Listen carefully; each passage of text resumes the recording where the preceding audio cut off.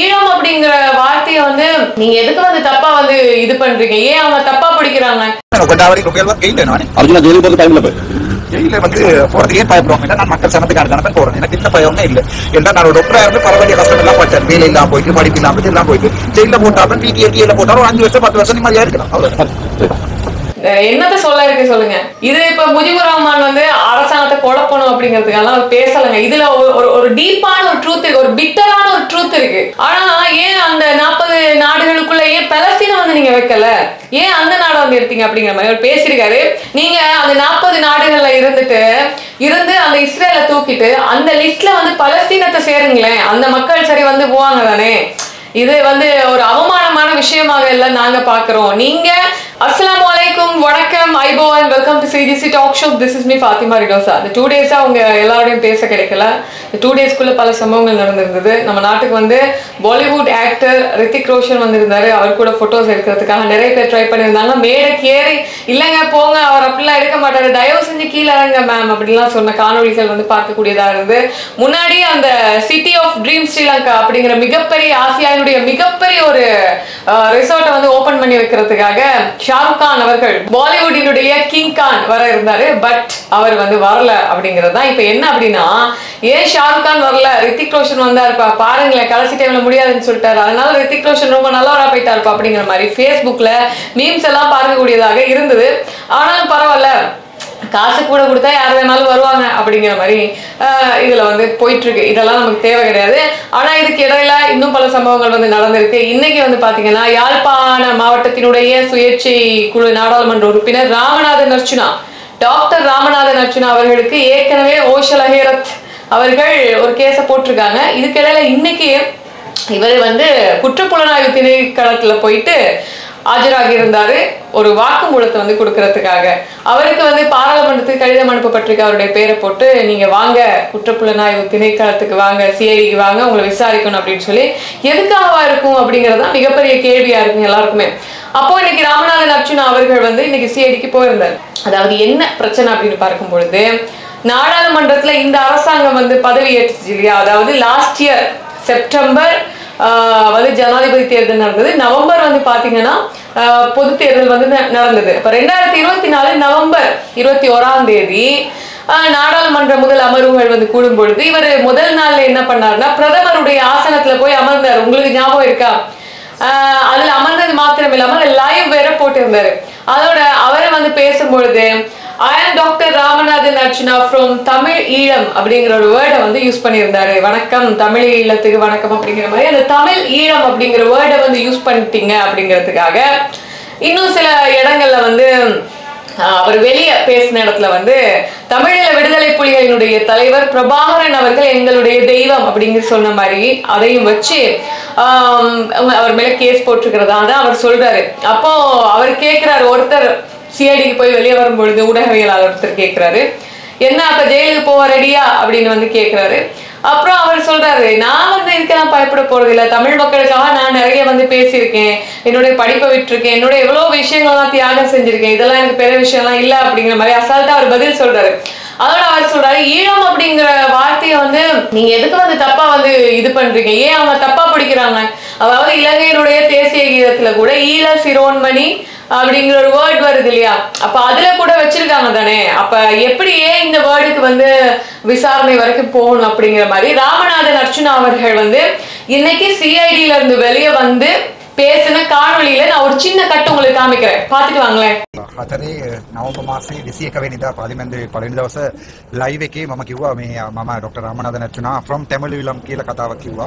එතකොට ඒකට මම හිතන්නේ කවුරු හරි කැම්පේන් එකක් කරලා තියෙනවා 2000 ඒ කාලේ 2024 මම හිතන්නේ 11යි 12 වෙනි මාසේ කැම්පේන් එකක් දාලා තිබ්බා අර තැමිල්විලම් කියන කතාවකට. ඒක මම සිංහලෙන් උත්තර තියන්නම්. අපේ දැන් අපි ජාතික ගීතය තියෙනවානේ නැෂනල් සෝංග් එකේ. ඒකේ දෙමළ ට්‍රාන්ස්ලේෂන් එකක් අරන් බලන්න අපේ රටට නම දාලා තියෙන්නේ ඊළ සිරෝන්මණි කියලා දෙමළි. එතකොට අපේ ජාතික ගීතයේ තියෙන එක තමයි මම කිව්වේ. අමුතයක් කිව්වේ නෑ. දෙවෙනි එක තමයි NPAP එකේ මේ ජෆ්නාවල පළාත් සභාවේ තිබ්බ සින්දු එකේ තියෙනවා ඒක. ඒ ටැමිලියම් කියන කතාවත් ආයේ එතන තියෙනවා ප්‍රභාකරන්ට ස්ටැචු එකක් හදනවා කියලා කතාවක් තියෙනවා. එතකොට මම හිතන්නේ ඒකකට තමයි මේ මාව අද ගෙන්නවලා මගේ ස්ටේට්මන්ට් එකක් ගත්තේ. ඊළම් කියන්නේ අපි සිලෝන් කියන නමක් ආවේ 1900 ගණන් වල සුද්දෝ ඉන්න කාලේ කලින් අපේ රටට නම තිබ්බේ ඊළම් කියලා. අපි දමල පොත්වල ඔක්කොම තියෙන ඊළම් කියලා. අපේ ජාතික ගීතයේ තියෙන දමල ට්‍රාන්ස්ලේෂන් එකක් අරන් බලන්න. ඒක තියෙනවා ඊළ සිරෝන්මණි තායේ කියන්නේ. අපේ ඉතින් ලංකා මාදා කියන එකට දමල ට්‍රාන්ස්ලේෂන් එකක් අවිලා තියෙන ඊළ සිරෝන්මණි කියේ. ඒ ඊළම් කියන එක තමයි අවුල. දමල මිනිස්සු ඉන්න දැනට ඒක දමල ඊළම් කියනවා. සිංහල මිනිස්සු ඉන්න කාලේ දැනට ඒගොල්ලෝ සිංහල ඊළම් කිව්වා. පරණ පොතක් අරන් බලන්න 1200 1300 400 කාලේ ලියපු පොත්වල තියෙන්නේ ඊළම් කියලා නම. ඒක සිලෝන් කියලා වෙනස් වුණේ සුද්දෝ ඉන්න කාලේ. ඊට පස්සේ ශ්‍රී ලංකා කියලා වෙනස් වුණේ 1970. දැන් ওই මේකනේ අයින් කරන්න හදන්නේ දැන් ආණ්ඩුවේ. මේ හිස්ටරි එක අයින් කරන්න හදනවා. එතකොට මේවත් අයින් වෙලා යයි. එතකොට අපිට මේ හිස්ටරි ගැන මොකුත් ඕන වෙන්නේ නැහැ. හැබැයි දැන් ඒක ඇත්ත ඕක තමයි අයින් කරන්න හදන්නේ. ඒක ඉතින් පොත්වල තියෙන එකක්. මම උත්තර දුන්නා ඒ විදිහටම. තවත් ඇහුවා තව මේ ස්ටේට්මන්ට් ටිකක්. මම හිතන්නේ එළියට Facebook වලට මම දාපු ස්ටේට්මන්ට් වලට මේ ඒ කියන්නේ අර නවම්බර් 27 මැරිච්ච මිනිස්සු ඒගොල්ලෝ මතක් කරනවා උතුරයි නගින හිරයි. ඒක ගැන මම එක දවසක් මොකද ස්ටේට්මන්ට් ලයිව් වල කියලා තිබ්බා. අනිත් එක ප්‍රභාකරන් දෙයියෝ කියලා කියපු කතාවට ස්ටේට්මන්ට් එකක් අරන් දීපා. ඒක වෙලා තියෙන්නේ දෙයියෝ කියලා කිව්වේ නෑ. මම කොහෙවත් ඒ කියන්නේ පාර්ලිමේන්තුව ඇතුළේ කියලා තියෙනවා ඇති. මම එළිය කොහෙවත් එහෙම කියලා නෑ. ඒ වැරදි ප්‍රකාශයක්. හැබැයි මෙන්න මේමයි අපි දෙමළ ට්‍රැඩිෂන් එකක් තියෙනවා. කවුරු හරි මැරුණාම දැන් අපේ තාත්තා මැරුණාම අපි කියන්නේ මගේ තාත්තා දෙයියෝ වෙලා ගියා කියලා. එතකොට කවුරු හරි මැරුණාම එයා දෙයියා වෙනවා. ඒ කතාව තමයි කියලා තියෙන්නේ. තව එකක් තමයි அதாவது 1900 காலகட்டத்துல வந்து முன்னாடி இலங்கையில வந்து இலங்கைக்கு சிலோன் அப்படிங்கிற வேர்டை வந்து சொல்லியிருந்தாங்க. சிலோன் ஈழம் அப்படிங்கறதா எல்லா அர்த்தமும். அதுக்கு பிடிச்சிட்டு நான் வந்து பிரபாகரன் அவர்களுக்கு செல வைக்க போறேன், பிரபாகரன் அவர்களை வந்து கடவுள்னு சொன்னேன். பொதுவாக தமிழர்கள் வந்து இப்ப ஒருத்தருடைய தந்தை வந்து இறந்து போனாங்க அப்படின்னா என்னுடைய தெய்வம் போயிட்டார், அதாவது தெய்வம் அப்படின்னா தந்தைனா தெய்வம் அப்படின்னா நாங்க வந்து சொல்லுவோம். அது ஒரு வேர்டு தான். அதெல்லாம் பிடிச்சிட்டு வந்து நாங்க அப்படி சொன்னேன் அப்படிங்கிறதுக்காக விசாரிக்கிறாங்க. எனக்கு பயனெல்லாம் இல்லை அப்படிங்கிற மாதிரி அவர் பேசியிருந்தாரு. அது ராமநாதன் அர்ச்சுனா அவர்களுடைய ஸ்டைல். எங்க போனாலும் நான் பயப்பட மாட்டேன், என்ன நடந்தாலும் நான் வந்து ஃபேஸ் பண்ணுவேன்ப்பா அப்படிங்கிற மாதிரி ஒரு கட்ஸ் இருக்கு அவர்கிட்ட. இது இப்படி இருக்கும் பொழுது இந்த பிரச்சனை ஒரு சைடு வந்து இப்ப பெருசா போயிட்டு இருக்கு. இதுல ராமநாதன் அர்ச்சுனா அவருடைய பதவி போகுமா இல்லையா அப்படிங்கிறது மிகப்பெரிய கேள்வியாக இருக்கும் பொழுது பிரதமரும் மாறணும்னு வேற அவர் வந்து சொல்லியிருக்காங்க. இதோட இப்ப நம்ம அன்னைக்கு சொன்னோம் இல்லையா, இந்த இலங்கை சுற்றுலாத்துறையை வந்து அபிவிருத்தி செய்யணும் அப்படிங்கிறதுக்காக 40 நாடுகளுக்கு வந்து விசா கட்டணங்களை வந்து தள்ளுபடி செஞ்சது. இதுல இஸ்ரேலும் ஒண்ணு அப்படிங்கிற மாதிரி. இதுக்கு அப்புறம் நிறைய எதிர்ப்புகள் வரலாம் அப்படிங்கறத வந்து சொல்லிருந்தோம். அதே மாதிரிதான் இன்னைக்கு நாடாளுமன்ற உறுப்பினர் எஸ்ஜேபியினுடைய எதிர்கட்சியினுடைய நாடாளுமன்ற உறுப்பினர் முஜிபுர் ரஹ்மான் அவர்கள் ஜனாதிபதி அவர்களே, குடியரசுத் தலைவர் அவர்களே, நான் உங்களுக்கு ஒரு லெட்டர் எழுதுறேன் அப்படின்னு சொல்லிட்டு ஒரு லெட்டர் எழுதியிருக்காரு. அதனுடைய ஆங்கில வடிவத்தை தன்னோட Facebookல ஷேர் பண்ணியிருக்காரு. தமிழ் வெர்ஷனை வந்து Facebookல வந்து ஷேர் பண்ணியிருக்காரு. அதுல அவர் சொன்னது என்னன்னா, நீங்க இஸ்ரேலுக்கு வந்து இப்படி ஒரு வாய்ப்பு வந்து கொடுத்தீங்க, ஆனா ஏன் அந்த 40 நாடுகளுக்குள்ள ஏன் பலஸ்தீனை வந்து நீங்க வைக்கல, ஏன் அந்த நாடை வந்து எடுத்தீங்க அப்படிங்கிற மாதிரி அவர் பேசியிருக்காரு. அவர் சொன்ன விஷயம் என்னன்னா, பாராளுமன்ற உறுப்பினர் முஜிபுர் ரஹ்மான் அப்படின்னு போட்டு டேட்டு அவருடைய அட்ரஸ் எல்லாத்தையும் போட்டு ஜனாதிபதிக்கு எழுதின லெட்டரு இலங்கைக்கு விசா கட்டணம் இல்லா நுழைவு அப்படிங்கிற தலைப்புல அவர் எழுதியிருக்கிறத நான் வாசிக்கிறேன் பாருங்க. ஏன்னா முக்கியமான சில விஷயங்களை குட்டியா எழுதியிருக்காரு. இலங்கைக்கு விசா கட்டணமில்லா நுழைவு அனுமதிக்கப்பட்ட 40 நாடுகளில் இஸ்ரேலை உள்ளடக்கிய அரசின் அவமானகரமான முடிவு குறித்து நாங்கள் அதிர்ச்சி அடைகிறோம். இது போர்க்குற்றங்களில் குற்றம் சாட்டப்பட்டவர்கள் நம் தாய் நாட்டிற்கு நுழைந்து நீதியை தவிர்க்க வாய்ப்பளிக்கிறது. மேலும் பலஸ்தீனம் விசா கட்டணமில்லா நுழைவு பெறும் நாடுகளில் இல்லை என்பது மேலும் கவலை அளிக்கிறது. பலஸ்தீனத்துக்கு ஆதரவாக நிலையாக நின்ற ஒரு நாட்டின் தலைமையிடமிருந்து இது எதிர்பார்க்கப்படவில்லை. காசாவில் பலஸ்தீனர்களுக்கு எதிராக இனப்படுகொலை போருக்காக ஐக்கிய நாடு உட்பட சர்வதேச மனித உரிமை அமைப்புகளால் கண்டிக்கப்பட்ட நாடாகும். பட்டினி, மருந்து மறுப்பு, மனிதாபிமான உதவி மறுப்பு ஆகியவை இஸ்ரேலின் ஆயுதங்களாக உள்ளன. இந்த கடிதம் எழுதப்படும் நேரத்தில் இஸ்ரேலில் போர் தொடங்கியதிலிருந்து பட்டினியால் இறந்த பலஸ்தீனர்களின் எண்ணிக்கை 127 உள்ளது. இதில் பாதிக்கும் மேல் குழந்தைகள். இது ஆயுத தாக்குதலால் கொல்லப்பட்ட பல்லாயிரக்கணக்கான பொதுமக்களை தவிர உள்ளது. ஜூலை 27 அன்று பட்டினியால் வாடும் பலஸ்தீனர்களுக்கு உதவி கொண்டு சென்ற ஹந்தலா என்ற கப்பல் இஸ்ரேல் படைகளால் தாக்கப்பட்டது. 19 சர்வதேச மனித உரிமை பாதுகாவலர்கள் மற்றும் 2 பத்திரிகையாளர்களின் நிலை தெரியவில்லை. இது 2 மாதங்களுக்குள் இஸ்ரேலின் 2வது சர்வதேச உதவி கப்பல் முற்றுகையாகும். இலங்கை உள்ளிட்ட பல ஜனநாயக நாடுகள் இந்த அட்டூழியங்களை கண்டிக்கவில்லை. சர்வதேச குற்றவியல் நீதிமன்றம் எனும் ICC நீங்கள் பதவியேற்ற ஒரு மாதத்திற்கு பிறகு காசா மோதலில் போர் குற்றங்கள் மற்றும் மனித குலத்துக்கு எதிரான குற்றங்களில் ஈடுபட்டதாக இஸ்ரேல் பிரதமர் பெஞ்சமின் நெத்தன்யாகு மற்றும் அவரது பாதுகாப்பு அமைச்சர் யோவ் கலண்ட் ஆகியோருக்கு கைது வாரண்ட் பிறப்பித்துள்ளது. அவர்களின் கட்டளையின் கீழுள்ள இஸ்ரேல் பாதுகாப்பு படை IDF உறுப்பினர்கள் நிச்சயமாக குற்றவாளிகளாகவும் சாட்சிகளாகவும் உள்ளனர். உங்கள் அரசு இஸ்ரேல் பாதுகாப்பு படை உறுப்பினர்கள் போர் குற்றவாளிகள், ஆக்கிரமிக்கப்பட்ட மேற்கு கரையில் குற்றவாளி குடியேறிகள் மற்றும் சியோனிஸ்ட் தீவிரவாதிகளுக்கு உரிய பரிசீலனை, ஆய்வு மற்றும் சரிபார்ப்பு இன்றி நாட்டை திறந்து விடுவது உங்களையும் இலங்கையும் இனப்படுகொலையில் துணை போனவர்களாக சர்வதேச அளவில் நிராகரிக்கப்படுவோராக ஆக்கிவிடும். இது சுற்றுலாவில் இருந்து எதிர்பார்க்கப்படும் வருவாயை மிஞ்சிவிடும். ஏற்கனவே சட்டவிரோதமான ஷெபாட் இல்லங்கள் மற்றும் IDF உறுப்பினர்களால் நடத்தப்படும் வணிகங்களுக்கு அரசு பாதுகாப்பு வழங்கிய குழப்பத்தை சரி செய்ய நாம் போராடுகிறோம். மேலும் பலஸ்தீனத்துக்கு ஆதரவு தெரிவித்ததற்காக 2 இலங்கையர்களை பயங்கரவாத எதிர்ப்பு சட்டங்களை பயன்படுத்தி சிறையில் அடைத்த பின்னணியில் இஸ்ரேலுக்கு இந்த விசா கட்டணமில்லா சலுகை வழங்கப்படுவது மேலும் கவலை அளிக்கிறது. எனவே நட்பு நாட்டின் இனப்படுகொலையை ஆதரித்து வரலாற்றின் குப்பை குவியலில் வீசப்படுவதை தவிர்க்க இஸ்ரேலுக்கு வழங்கப்பட்ட விசா கட்டணமில்லா சலுகையை திரும்ப பெறவும், பலஸ்தீனத்தை இலங்கைக்கு விசா கட்டணமில்லா நுழைவு பெற தகுதியான நாடுகளில் சேர்க்கவும் நாங்கள் உங்களை வலியுறுத்துகிறோம். நம்பிக்கையுடன் முஜிபுர் ரஹ்மான், பாராளுமன்ற உறுப்பினர். நீங்க அந்த 40 நாடுகள்ல இருந்து அந்த இஸ்ரேலை தூக்கிட்டு அந்த லிஸ்ட்ல பலஸ்தீனத்தை சேருங்களேன், அந்த மக்கள் சரி போவாங்க தானே. இது ஒரு அவமானமான விஷயமாக இல்ல நாங்க பாக்குறோம். நீங்க சுற்றுலாத்துறையில உங்களுக்கு காசு கிடைக்கணுங்கிறதுக்காக ஒரு இனப்படுகொலையை ஆதரிக்கிறீங்க. இது அதை விட மிஞ்சிடும். நீங்க செய்யறது பாவமா போயிடும். இந்த விஷயத்தை தான் நாங்க அன்னைக்கே உங்களுக்கு சொல்லியிருந்தோம். இப்படிப்பட்ட சுற்றுலா மூலமான வருமானம் எல்லாம் நம்ம நாட்டுக்கு தேவையா அப்படிங்கிறது தான் மிகப்பெரிய விஷயமாக இருக்கு. அப்ப இதான் முஜிபுர் ரஹ்மான் அவர்கள் ஒரு லெட்டர் மாண்புமிகு ஜனாதிபதி, அதிவேதக ஜனாதிபதி அனுரகுமார் திசாநாயக் அவர்களுக்கு எழுதியிருக்காங்க. இப்ப நான் உங்ககிட்ட கேட்கிறேன், சரி, எதிர்கட்சி தலைவர் முஜிபுர் ரஹ்மான் அவர்கள் இதை பத்தி பேசுறாங்க, SM மரைக்கார் பேசுறாங்க, ரவுஃப் ஹக்கீம் பேசுறாங்க, ரிஷாட் பதியுதீன் அவர்கள் பேசுறாங்க, இம்ரான் மரூப் பேசுறாங்க, காதர் மஸ்தான் பேசுறாங்க. இதுல ஆளுங்கட்சியை சேர்ந்த எந்த ஒரு நாடாளுமன்ற உறுப்பினரும், அமைச்சர்களே கிடையாது, ஒருத்தர் தான் இருக்காரு பிரதி அமைச்சர், எந்த ஒரு நாடாளுமன்ற உறுப்பினர்களும் தைரியமா அமெரிக்க தூதரகத்துக்கு முன்பாக இல்லைன்னா அரசாங்கத்துக்கு எதிராக இந்த விஷயத்துல இறங்கி போராடுங்க பார்க்கலாம். ஒரு சவால் விட்டுறோமே உங்களுக்கு. சரி, நீங்க அரசாங்கத்தோட இருக்கிறதுனால அவங்க செய்யறது சரின்னு நினைச்சிட்டு இருக்கீங்களா, இல்லன்னா உங்களை பதவியை பாதுகாக்கிறதுக்கு தக்க வச்சுக்கிறதுக்காக நீங்க இப்படி அவங்களோட சேர்ந்துட்டு முடிவுகளுக்கு தலையாட்டிட்டு தலை குனிஞ்சிட்டு நீங்க தலையாட்டி பொம்மைகளா இருந்துட்டு இருக்கீங்களா, இல்லன்னா வாயத்தை நம்மளுடைய இதே போயிரும், இடமே காலியாயிருங்கிறதுக்காக இருக்கீங்களா? சரிங்க, இது ஒரு பிழையான விஷயம், எல்லாருக்கும் தெரியுது, அப்பட்டமா தெரியுது. IDF இஸ்ரேலிய பாதுகாப்பு படை உறுப்பினர்கள் இங்க வந்திருக்காங்க, பிசினஸ்ல ஈடுபடுறாங்க, முழுக்க ஹிப்ரு மொழியை சேர்ந்த பெயர் பதாகைகள் வைக்கப்படுது, அந்த பக்கம் போக முடியல, பொத்தவில் ஏரியால அருகம்பை பாதியில மக்களுக்கு ரொம்ப டிஸ்டர்பன்ஸா இருக்கு. இது டெல்லவியூவா இல்லைன்னா அருகம்பையான தெரியாத அளவுக்கு வணிகமயமாக்கப்பட்டு வந்துட்டு இருக்கு. இதுல வேற பௌத்த மதத்துக்கு மேல பாதுகாப்பு இல்லாம இருக்கு, பௌத்த மதத்துக்கே ஆபத்தா நிக்குது. இதெல்லாம் நீங்க காதுல வாங்காம இருக்கீங்களா? இந்த நியூஸ நீங்க பாக்குறது இல்லையா?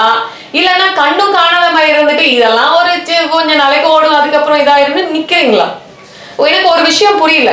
சரி, இந்த கவர்மெண்ட் ஊழல் இல்லாமக்கணும், லஞ்சத்தை இல்லாமக்கணும், வீண் விரயத்தை இல்லாமக்கணும், தப்பு செஞ்சவங்களுக்கு தண்டனை கொடுக்கணும், அரசாங்கம் ஆட்சியில் இருக்கும் பொழுது மக்களுடைய 1 ரூபாயை கூட அரசியல்வாதிகள் திருடக்கூடாதுங்கிறத நீங்க முடிவோட இருக்கீங்கல்ல. இப்ப கூட முன்னாள் ஜனாதிபதி ரணில் விக்ரமசிங்க அவர்களுடைய செயலாளர், ஆமா செயலாளர் தான், ஜனாதிபதி செயலாளர் சமன் ஏக்கநாயக்கவையும் CIDக்கு வர சொல்லியிருக்காங்க.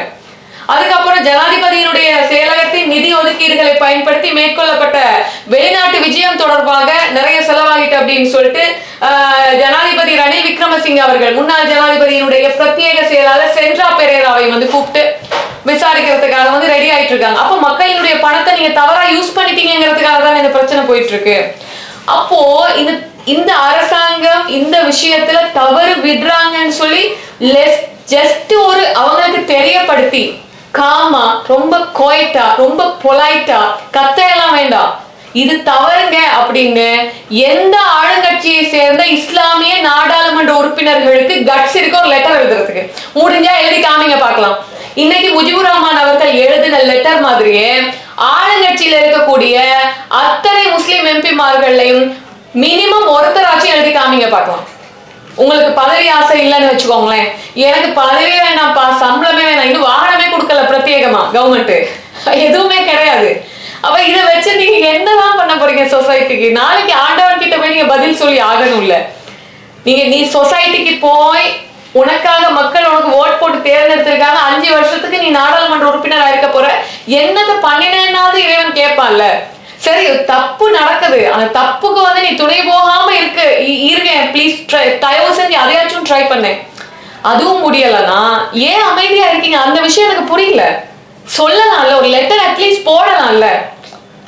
எதிர்கட்சியே தான் வந்து தவறுகளை சுட்டி காட்டணுமா என்ன? ஆளுங்கட்சியில இருந்து சொல்லக்கூடாதா என்ன? அப்ப ஆளுங்கட்சி என்ன செஞ்சாலும் பாத்துட்டு இருப்பீங்களா என்ன? இது புரியல. இது இந்த லாஜிக் சத்தியமா எனக்கு சத்தியமா புரியலங்க. ஆளுங்கட்சியில முஸ்லிம் எம்பிக்கள் இல்லைன்னா பரவாயில்ல, நல்ல நேரம் போன தடவை வந்த முஜிபுர் ரஹ்மானோ, மரைக்காரோ, ரிஷாத் பதீதுனோ, இம்ரான் மௌரூஃபோ வந்து சேர்ந்தாங்க இந்த தடவையாச்சும் நாடாளுமன்றத்துக்கு. அவங்க கூட இல்லாட்டி அதுவும் பேசுறதுக்கு ஒருத்தரவும் இல்லை, நாடாளுமன்றத்துல இருக்க வேண்டியதான் மூலையில உட்கார்ந்துட்டு. இதுதான் நிலைமை. என்னத்த சொல்ல இருக்கு? என்ன சொல்ல இருக்கு நீங்க சொல்லுங்க, என்ன சொல்ல இருக்கு? என்னத்த சொல்ல இருக்கு சொல்லுங்க. இது இப்ப முஜிபுர் ரஹ்மான் வந்து அரசாங்கத்தை குழப்பணும் அப்படிங்கிறதுக்கெல்லாம் பேசலைங்க. இதுல ஒரு டீப்பான ஒரு ட்ரூத் இருக்கு, ஒரு பிட்டரான ஒரு ட்ரூத் இருக்கு, கசப்பான ஒரு உண்மை இருக்கு. அதைத்தான் அவர் வெளிப்படுத்துறாரு. இது மாதிரி இன்னும் 10 பேர் போடுங்க லெட்டர். ஒரு ஆள் தானே போட்டிருக்கீங்க, போடுங்க. அதைதான் நான் சொல்றேன், போட்டு காமிங்க பார்க்கலாம். அதுக்கப்புறம் நாங்க நியூஸ்ல இருக்கிறோம்.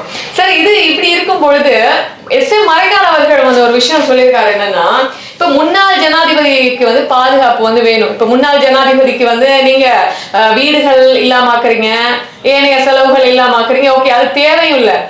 ஆனா வந்து அவங்களுக்கு ஒரு பாதுகாப்பு வேணும் இல்லையா? இப்ப அமெரிக்கா போன்ற நாடுகள்ல முன்னாள் ஜனாதிபதிமார்களுக்கு வந்து வீடுகள் வந்து ஒதுக்கப்பட்டது கிடையாது.